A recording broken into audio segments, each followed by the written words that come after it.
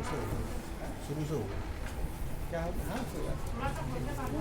बोलो वृंदावन बिहारी लाल इधर से खोल, इधर से बस बस मापति महादेव की। ध्यान देना, धर्म करते हैं थोड़ा और पाप कितना करते हैं? ज्यादा। लाखों करोड़ों का बेईमानी करते हैं तो थोड़ा सा लाकर भंडारा कर देते हैं। क्या करते हैं? भंडारा है तो लोग कहते भाई बहुत बड़ा भंडारा करने वाला उन्हें देता। पाप कितना कर्म कमाया है और लोग खाने भी जाते हैं, नहीं जाते? हाँ जाते ना। महापुरुष कहते हैं कभी भी भंडारा खाओ तो जितने का खाया है कम से कम उतना वहां अर्पण करना चाहिए। फ्री में कभी मनुष्य फ्री वाला चीज ज्यादा पसंद करते हैं, नहीं कर सकते। ये भूल है। जो भंडारा कर रहा है वो तो पता नहीं पाप कौन कौन सा पाप कर्म कर से कर रहा है और वो पाप किसे मिलेगा?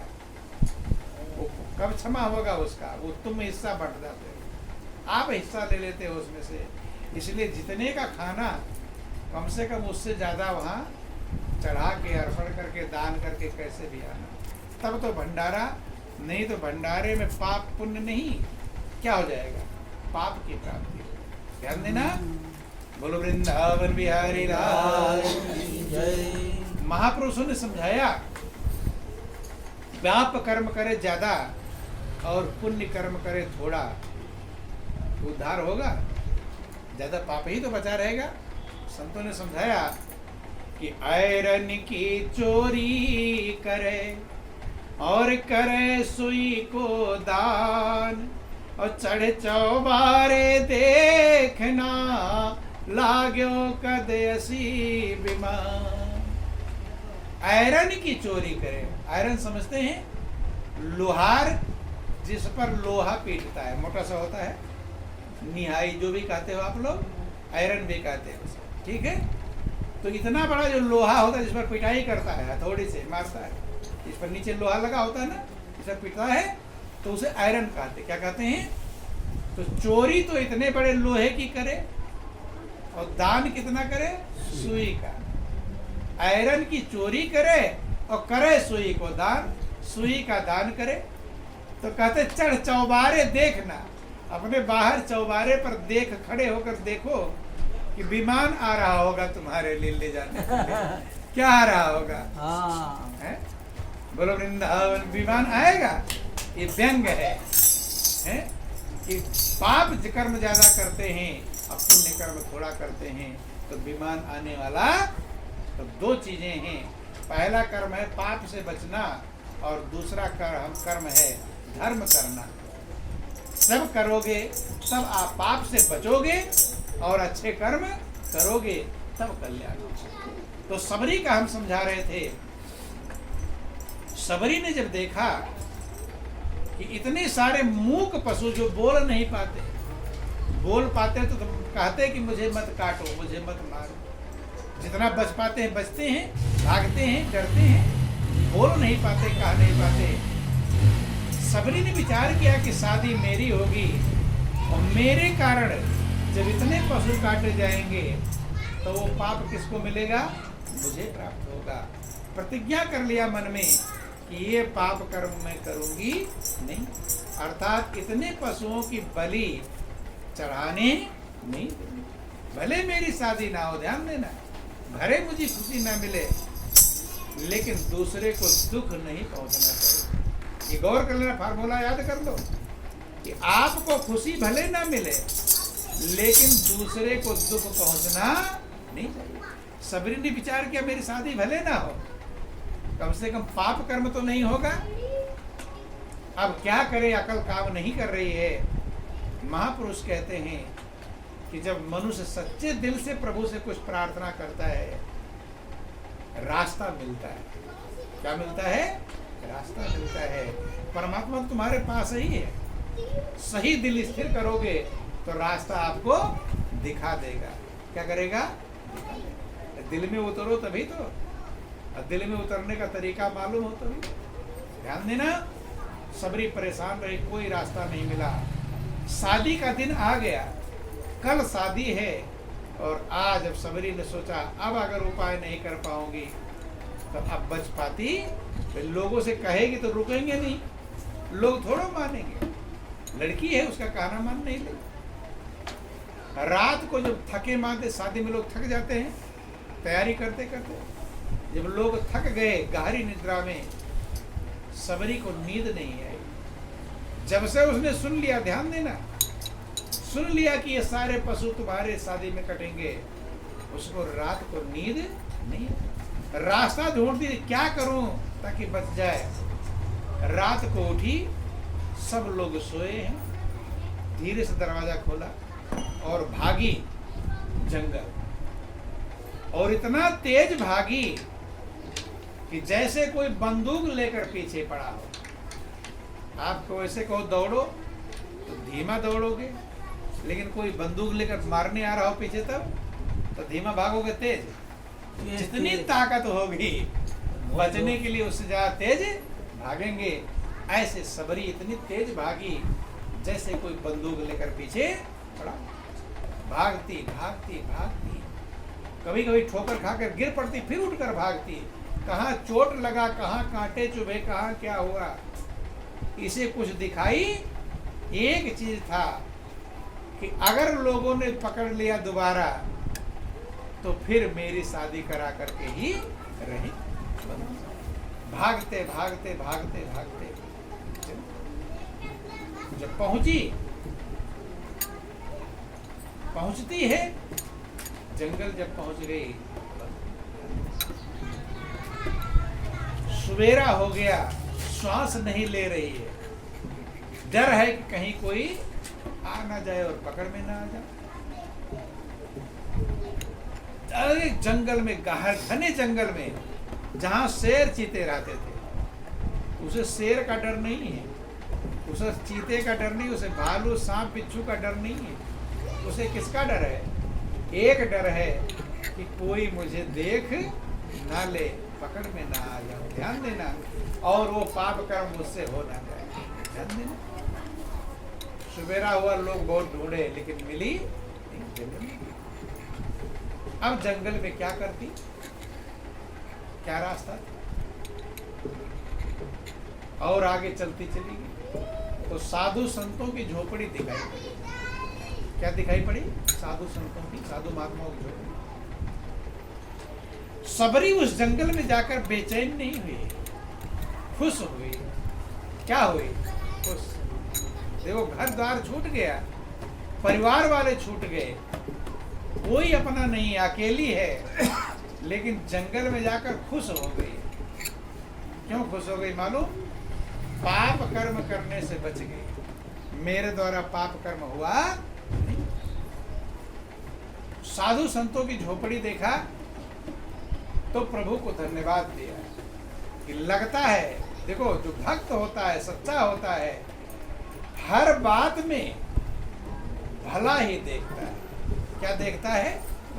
बच्चों को देख लो, बुला इनको ना अंदर कर दो, तुम इसीलिए पहले बुला लिए थे। बोलो वृंदावन बिहारी लाल की, अंदर से ला, महापति महादेव के अंदर ला।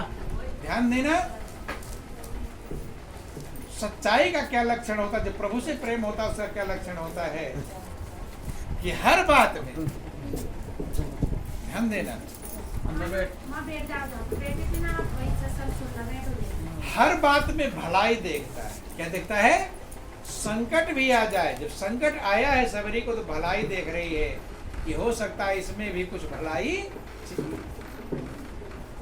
साधु संतों की कुटिया देखा, सबरी ने प्रभु को धन्यवाद दिया कि धन्य हो मेरे मन। रोज आरती में गाते थे कि संतों की सेवा दो। क्या गाते थे? संतों। आप लोग भी आरती गाते हो, किसकी सेवा मांगते हैं? मालूम नहीं, ध्यान देना। ओम जय जगदीश हरे की आरती गाते हैं, गाते गाते हैं, समझते नहीं। सब मांगते हैं किसकी सेवा? संतन की सेवा मांगते कि नहीं ना? कि विषय बेकार मिटाओ, पाप हरो देव, स्वामी पाप हरो। श्रद्धा भक्ति बढ़ाओ, श्रद्धा भक्ति बढ़ाओ, संतन की सेवा। ओम जय जगदीश। ये आरती गाए हैं कि नहीं गाए? सब गाए हैं, लेकिन गाए हैं, समझने से कोई मतलब ना समझना है और ना करना है, खाली गाना गाना है। तो उससे कल्याण नहीं होगा जब तक आप समझेंगे नहीं और करेंगे। क्या गाए हैं? विषय विकार मिटाओ, कि हे प्रभु मेरे विषय विकारों को मिटा दो। अर्थात विषय विकार सुख देते हैं कि दुख देते हैं? क्या देते हैं? दुख देते, दुख देते हैं।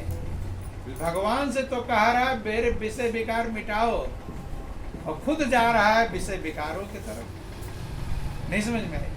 खुद भी तो थोड़ा प्रयास करना चाहिए, नहीं करना चाहिए है? भगवान सोचेगा कितना है? गंगा में जाओ डूबने, उसे कहो बचाओ बचाओ मुझे, सही लगेगा? नहीं। अरे खुद भी तो निकलने का प्रयास करो। तो महा कहते विषय विकार मिटाओ और पाप हरो देवा। हे प्रभु मेरे पापों को हर लो, और श्रद्धा भक्ति बढ़ाओ, संतन की। मेरी श्रद्धा और भक्ति बढ़ा दो किसमें? ताकि मैं संतन की सेवा करूं। किसकी सेवा करूं? रोज मांगते हैं। किसकी सेवा मांगते हैं? किसकी सेवा मांगते हैं? संतन की मांगते हैं कि नहीं? लेकिन कभी आज तक समझ में आया भगवान से संतन की सेवा मांग रहे हैं? खाली गाए हैं, मांगे या कल्याण होगा संतन की सेवा से, क्योंकि संत ही परमात्मा तक पहुंच जाएंगे। जो आपके जीवन का लक्ष्य परमात्मा है, प्रभु है, कैसे उसको मैं पाऊं, कैसे जानूं, कैसे पहचानूं, ये बिना संत के संभव नहीं। इसलिए रामायण में प्रथम भगत संतन कर संगा, भक्ति तब प्राप्त करोगे जब संत का संग होगा, बिना उसके प्राप्त नहीं। तो सबरी खाली गाई नहीं थी, हमने पहले कहा समझी। जब संतों की कुटिया देखा, प्रभु को धन्यवाद दिया कि हे प्रभु कितना बार आरती गाया होगा, कितनी बार मांगा होगा कि संतन की सेवा दो। आज मेरी प्रार्थना प्रभु ने स्वीकार कर दिया, संतन की सेवा दे दिया। लेकिन सोची कैसे सेवा करूं? मैं नीच जाति की हूँ, पहले जात प्रथा बहुत थी है? अब तो बहुत कम हो गया। जात छोटी जाति वालों को लोग कुएं पर पानी नहीं भरने देते, नहीं जात प्रथा बहुत, छुआछूत का भाव। सबरी ने विचार किया मैं सेवा कैसे करूंगी? मैं नीच जाति की हूँ, छोटी जाति की हूँ, मेरी सेवा कौन ग्रहण करेगा, लेगा? लेकिन जहाँ चाह होती वहाँ राह मिल जाती है। करने वाले के लिए कोई कमी नहीं होती, और ना करने वाले के लिए कोई चारा भी नहीं। करने का भाव था। सबरी क्या सेवा करे? जंगल में फल इकट्ठा करती, फूल पत्ते का दोना इत्यादि बनाती, पत्तल बनाती, लकड़ी इकट्ठा, जो जंगल की चीजें हैं इकट्ठा करती। और रात में जब सब संत महात्मा सो जाते तो उनकी कुटिया के पास लाकर चुपके से रख जाते। इसे कहते दान। क्या कहते हैं? दान। दान लोग करते हैं और लिखवाते हैं, अनाउंसमेंट करवाते हैं, मैंने इतना दान दिया। नहीं समझ में? सही में महापुरुष कहते एक हाथ दान दिया, दूसरे हाथ को ना पता चले। और लोग दुनिया वालों को पंखा होगा ना, पंखा दान करेंगे तो पंखे पर नाम लिखा देंगे, राम सिंह से लिखा देते हैं, ताकि लोग आवेंगे देखें अरे राम सिंह ने दान किया, उनकी तो नाम तुम्हारे पुण्य की कमाई घट जाएगी। नाम क्या हो की जाएगी? प्रचार करते हैं, जो मैंने दिया। हाँ बंधु, जब अच्छे कर्म करो तब उसे लोगों को मत जनाओ, दिखाओ मत, और बुरे कर्म करो तो उसे दिखाओ। लेकिन लोग क्या करते हैं? अच्छे कर्म को दिखाते हैं और बुरे कर्म को छिपाते हैं, उल्टा। धरती में जो बीज होगा ना, बीज ध्यान देना, समझ लेना कैसे। जो जब किसान बीज बोता है ना, तो कुछ बीज जमीन के अंदर दब जाते हैं मिट्टी में, और कुछ ऊपर पड़े रह जाते हैं। तो कौन सा बीज जमेगा? जो ऊपर पड़ा हुआ है या जो जमीन के अंदर है? वो जमीन। ऊपर वाले को खतरा है, चिड़िया खा लेगी, धूप लगेगा सूख जाएगा, नहीं जमेगा। जो जमीन के अंदर दब गया वो बीज, एक बीज का 50 दाना तैयार हो, सैकड़ों दाना बनता है, जम जाएगा तब। ऐसे हमारे अच्छे कर्म और बुरे कर्म हैं। तो लोग क्या करते हैं? अच्छे कर्म को खोलते हैं, लोग जाने हैं, जनाते हैं मैंने इतना दान किया, अरे वो भंडारे में मैं गया था, मैंने तो इतने 1000 रुपया वहां दे गया। लोगों को बताते हैं। सबको खबर कौन फैलाता? तुम ही तो फैलाते हो। बता कर फैला। एडवर्टाइजमेंट करता है कि मैंने कितना किया है। जितना एडवर्टाइजमेंट होगा उतना वो पुण्य का परसेंटेज घटता चला जाएगा, आखिरी में जीरो रहेगा, जीरो। जी। जो किया धरा वो मिट्टी में। महापुरुष कहते हैं कर्म धर्म का फल तो हर कुल चुंगी में चल जाएगा, वो चुंगी कट जाएगा। उतना माल लाद कर लेकर जाते हैं ना, रास्ते में चेकिंग वाले चुंगी लेते हैं टैक्स। तो ऐसे जितना एडवर्टाइजमेंट होगा आपके धर्म का, वो चुंगी में चला जाएगा। क्या होगा? क्यों? क्योंकि जितना पुण्य कर्म खुलेगा वो बीज वही है। बीज ऊपर पड़ गया तो सूख जाएगा, चिड़िया खा लेगी, चूहा खा लेगा। अर्थात अच्छे कर्म को छिपाना है। क्या करना है? जब छिप जाएगा तब वो कई गुना तैयार होगा धरती के अंदर बीज। और बुरे कर्म को ऊपर खोलना है। लेकिन बुरे कर्म को तो छिपाते हैं ताकि वो कई गुना और बढ़ेता है। उल्टा होता है, धरती के अंदर जब गया तो जो छिपाते हैं वो कई गुना बढ़ेगा। तो जो छिपाना है उसे खोलते हैं और जो खोलना है उसे छिपाते हैं, उल्टा। इसलिए जो कोई बुराई वाली बात आ जाए तो लोगों को बताओ कि मैंने ये बुरे कर्म किया। हिम्मत नहीं होती बताने की, झंझट होता है। लेकिन जहाँ तक बन पाओ कम छिपाओ और अच्छे कर्म को छिपाओ ताकि दूसरा कोई जाने। टाइम निकाल कर जाते हैं लोगों को बताने के लिए कि मैंने तो ये किया है, नहीं जाते। समय खर्च करके जाते हैं बताने के लिए, भूल है ये आज का। धर्मशालाओं में चले जाना, वहाँ पत्थर लगा होता है। क्या लगा होता है? कि ये कमरा फला सिंह ने वहाँ के निवासी ने बनवाया, लिख के रखता है, लिखा। अरे प्रभु के यहाँ तो बिना लिखे ही लिखा जा रहा है, नहीं लिखा जा, खुद ही देख लेते। भगवान पर भरोसा नहीं है, अपने पत्थर पर भरोसा है। ये भूल ध्यान समझना। तो सबरी जो थी, सबरी ने समझा था। सबरी दिखाती नहीं थी, छुप करके आधी रात को ले जा करके फल फूल दोने पत्तल लकड़ी सब रखा। अब संत महात्मा सवेरे उठते देखते थे, भाई कौन सेवा करके गए। ध्यान देना, एक बात समझ लेना कि संत महात्माओं को जो लोग सेवा करते हैं, संत भी उनको कुछ ना कुछ देते हैं। क्या करते हैं? देते। अगर देना तो कर्जा लगा रहेगा। क्या लगा रहेगा? आप लोग कर्जदार रहना चाहते हैं? कोई रहना चाहता कर्जदार? नहीं। तो संत महात्मा आपसे कम समझदार हैं जो कर्जदार रहेंगे? रहेंगे? देख, ध्यान देना। देखो, कोई खाना खिलाता है, कोई कपड़े देता है, कोई धन देता है, कोई कुछ देता है। तो संत तो पता नहीं कितनों के कर्जदार रहेंगे। सही। फिर किसी का बैल बनकर ढोएंगे, किसी का गधा बनकर ढोएंगे, किसी का घोड़ा बैल कुछ करेंगे। ध्यान समझ लेना, संत की जितनी सेवा कोई करता है वो अपने पुण्य की कमाई, तपस्या की कमाई, भक्ति की कमाई वो आपको प्रदान करते हैं। क्या करते हैं? प्रदान करते हैं। इसीलिए संत की सेवा करने वाला महान बन जाता है। क्या बन जाता है? महान। क्यों? खुद तपस्या नहीं कर पाता, लेकिन संत की सेवा से वो तपस्या का फल प्राप्त करता है। क्या कर लेता है? तपस्या का फल प्राप्त कर लेता है। इसीलिए लोग संत की सेवा मांगते हैं कि विषय विकार मिटाओ, पाप हरो देवा, और श्रद्धा भक्ति बढ़ाओ संतन की। लेकिन समझ नहीं पाते, खाली गाते गाकर समझ जाते तो फिर दौड़ ढूंढ कर करते सेवा, नहीं है? फिर सेवा से भागते नहीं। क्या करते हैं? भगवान से तो मांग रहे हैं, भगवान मुझे संत की सेवा दो, और सेवा से भाग रहे हैं, बचते हैं। क्या करते हैं? अगर सेवा की कीमत समझ में आती तो बचता नहीं, ढूंढता कि कब मुझे संत की सेवा मिले। सबरी रोज ऐसे करके संत महात्माओं ने विचार किया कि हम पुण्य देंगे किसे, पता ही नहीं कौन सेवा कर रहा है, तो पुण्य की कमाई किसे देंगे, किसका कल्याण करेंगे।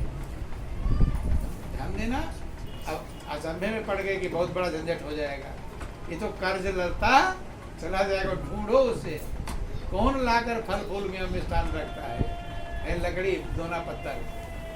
तो गुरु महाराज जी थे मतंग ऋषि। कौन थे? उन्होंने कहा आज हम जगेंगे, सोएंगे नहीं। कौन लाता है ये फल फूल है, दोना पत्थर लकड़ी। आधी रात का जब समय हो गया, जगे थे, बैठे, अब देख रहे हैं कोई आ रहा है उधर से, समझ गए कि ये रखने वाला आ रहा है, रात में जो रख कर जाता है आ रहा है। अब आते आते छाया अंधेरा था, धीरे धीरे नजदीक जब आए तो देखा है तो स्त्री है। क्या है? सर पर लकड़ियों का गट्ठर है, आंचल में फल है, फूल है, जो भी चीजें हैं लाकर रखे। संत ने विचार किया, कहते हैं बेटी, जैसे बेटी उन्होंने कहा कि चौंक गई। कौन? सबरी। कि बेटी तो छुप छुप करके किस सेवा कर, आंखों में आंसू की धार चरणों पे गिर पड़ी। कहती है कि मैं नीच जाति की, छोटी जाति। जब महापुरुषों ने कहा जाति पाति पूछे नहीं कोई, हरि को भजे सो हरि को। ऊंची जाति का हो और कर्म छोटा करे, बुरा करे, तो उसे आप लोग अच्छा कहेंगे, बुरा कहेंगे? क्या कहेंगे? बुरा कहेंगे। है तो ऊंची जाति का, लेकिन जात से अच्छा बुरा नहीं कहा जाता है, कर्म से अच्छा बुरा। और छोटी जाति का है और कर्म अच्छा करे तो उसे अच्छा कहेंगे, बुरा कहेंगे? अच्छा बोलेंगे। कुछ लोग अपने इसी अहंकार, हम तो ऊंची जाति के हैं, और कर्म करते हैं खूब उल्टा। तो सही में महापुरुष का ऊंचे कुल क्या जन्मिया, जो करनी ऊंच ना होए, और सोने कलश सुरे भरिया साधु निंदा सुन। ऊंचे कुल में जन्म लेने से क्या हुआ कि तुम्हारी करनी ऊंची, ऊंचा तभी कहलाओगे जब कर्म ऊंचा हो। कर्म से ही इंसान की असली बुरी अच्छी बुरी पहचान, कर्म ही इंसान के अनुसार अच्छा बुरा कहा जाता है। सबरी चरण पकड़ लेती है कि महाराज मैं नीच जाति की, मेरी सेवा कौन? मतंग ऋषि जो गुरु महाराज जी कहते हैं कि बेटी मेरे यहाँ जाति पाति का कोई भेद चलता, मेरे यहाँ एक नाता है वो भक्ति का। भगवान राम ने भी सबरी को ये कहा था कि कहा राम सुन भामिनी बाता, और मानो एक भगति करनाता। भगवान राम कहते हे भामिनी, मैं एक नाता मानता हूँ भक्ति का, प्रेम का। मेरे यहाँ जाति पात चलता नहीं, लेकिन राम की पूजा करने वाले जाति पाति का भेद मानते। ध्यान देना, राम तो नहीं मानते, लेकिन राम की पूजा करने वाले जो भेद मानते हो, राम के पुजारी नहीं कहलाए। राम जो कह रहे हैं उनकी बात मानते। उन्होंने कहा कि बेटी जंगल में अकेली क्यों फिरती है, शेर है, चीते हैं, भालू। अगर तुम्हें सेवा का भाव है तो यही एक झोपड़ी बनवा देंगे, भजन करो, भक्ति करो, कल्याण करो, सेवा करो। चरणों में प्रणाम किया, वहाँ एक झोपड़ी बना दी गई। सबरी वहीं पर रहकर, और वही गुरु हुए सबरी के, मतंग ऋषि। कौन थे? सबरी ने ऐसा भजन किया, ऐसी सेवा की, उसके अंदर इतनी क्षमता आ गई कि अपनी इच्छा से शरीर छोड़े। काल नहीं आएगा मारने, अपनी जब मर्जी कहे तब संसार से जाए, इतनी योग्य बन गई। कौन? कि करे जो नाम का सुमिरन सदा मुक्ति को पाएंगे। यमदूतों की क्या ताकत है, उन्हें यमपुर यमराज क्या नहीं जाते थे, वो प्रभु के धाम जाते हैं। अपनी इच्छा से इतनी योग्य बन गई। जब गुरु महाराज जी शरीर छोड़ने का नंबर आया तो गुरु महाराज जी कहते हैं बेटी अब मेरा समय पूरा हो गया, अब मैं शरीर छोड़कर जा। सबरी हाथ जोड़कर कहती गुरु महाराज जी मैं रहकर क्या करूँगी, आप ही तो मेरे सब कुछ है। मेरे माता पिता भाई बंधु कुटुंब परिवार सब कुछ है आप ही। मैं भी चल रही हूँ। मरने का इंतजार थोड़ा करना कि यमराज आएगा मारेगा। तो अपनी इच्छा से जाना है कि मैं भी। गुरु महाराज जी बड़े खुश हुए कि बेटी इसमें कोई संदेह नहीं, तुम इतनी योग्य हो गई हो, जब इच्छा कहे तब इस शरीर को प्राण से। लेकिन अभी तुम्हारी जरूरत है। क्या जरूरत है? भगवान आएंगे, उनको तुम्हें रास्ता सीता का पता बताना होगा, इसलिए अभी तुम्हें रहना है। क्या करना है?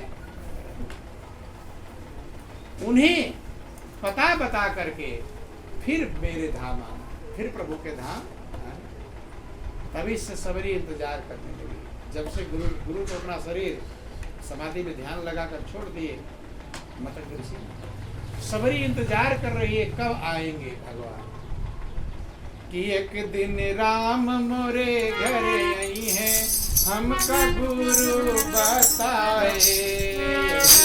राम मोरे घर आई है, हमका गुरु बताए। मैं बैठी हूँ यहीं पे, आशा यही लगाए। मैं बैठी हूँ यहीं पे, आशा यही लगाए। कैसे त्रिभुवन बिहारी बेर खई है हमारी। कैसे त्रिभुवन बिहारी बेर खई है हमारी। राम कब से निहारूं डगरिया तुम्हारी। राम कब से निहारूं डगरिया तुम्हारी। आजा आजा लीलाधारी, दशरथ आंगन के बिहारी। आजा आजा लीलाधारी, दशरथ आंगन के बिहारी। राम कब से निहारूं डगरिया तुम्हारी। राम कब से निहारूं डगरिया तुम्हारी। इंतजार कर रही है कब आएंगे, तभी से इंतजार कर। तो यही जीवन की कीमत है। आप भी वही गुण है, वही कीमत आपके अंदर है जो सबरी के अंदर था। लेकिन आपका दिल सच्चा होना चाहिए। प्रभु खुद ढूंढते आते। मिला उसको जो दिल मिला ढूंढता है, जुदा उससे है जो जुदा ढूंढता है। अरे दिल जिसे कुल जहां ढूंढता है, वो तुझमें छुपा फिर कहाँ। तो ऐसा लगन लगावे, ऐसा भाव पैदा करे, ऐसा चाह पैदा करे। चाह अगर पैदा हो जाए तो राह मिल जाए। देखो दुनिया की हर चीजों की चाह है कि नहीं? सबको चाह है मुझे धन मिल जाए, बेटा बेटी मिल जाए, कार कोठी मिल जाए, ऐसो आराम के सामान मिल जाए। लेकिन मुझे प्रभु मिल जाए, ऐसी चाह किसी बिरले के अंदर उत्पन्न हो। जब प्रभु की चाह होगी तो प्रभु भी मिल जाएगा। इसलिए जीवन कीमती है, अनमोल है। पल पल जीवन बीत रहा है, सारे काम करते हुए आपके अंदर मालिक की चाह पैदा हो जाए कि हे प्रभु सारा संसार एक सेकंड में छूट जाएगा, मुझे तू चाहिए। क्या चाहिए? देखो ध्यान देना, परमात्मा भी अजीबोगरीब। जैसे एक माँ होती है ना, छोटा सा बच्चा होता है तो माँ बच्चों को फंसाती है खिलौने में, बहकाती है? ले खिलौना ले ले, ले गुब्बारा ले ले, ले चाबी देती है। किस लिए? ताकि ये फंसा रहे और मैं अपने काम। ऐसे प्रभु भी माँ है, भगवान भी माँ है। भगवान भी हमको खिलौने देते। क्या देते हैं? जो जो आपको मिला हो वही खिलौना है। ले धन ले लो, लो बेटा बेटी ले लो, लो कार कोठी ले लो, लो ऐसो आराम के सामान ले लो, और हम उसी खिलौने में मगन हो जाते। लेकिन दो प्रकार के बच्चे होते हैं।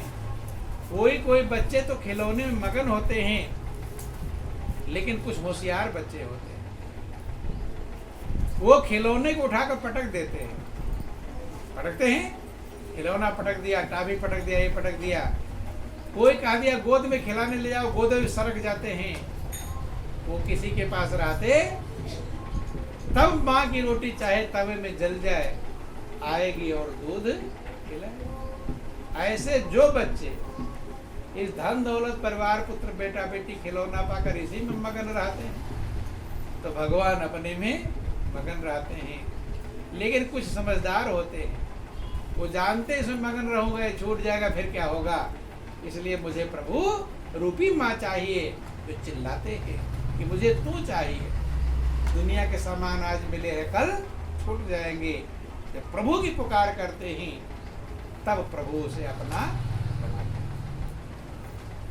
हैं। तो जिंदगी अनमोल है, कीमती है। ऐसे बच्चे बनो समझदार। कैसे? खिलौने, दुनिया के खिलौने में मगन वाले बच्चे इस खिलौने में मगन होकर के बड़े बड़े होशियार, बड़े बड़े पैसे वाले रात दिन टेंशन में बेचे आत्महत्या कर रहे हैं। शांति नहीं मिलती, शांति मिलेगी प्रभु में। किसे मिलेगी? प्रभु में। तो जीवन कीमती है, अनमोल है। समझें, विचार करें और प्रभु की चाह पैदा हो जाए कि हे मालिक सारी दुनिया छूट जाएगी फिर मेरा क्या होगा, इसलिए मुझे तू चाहिए। क्या चाहिए?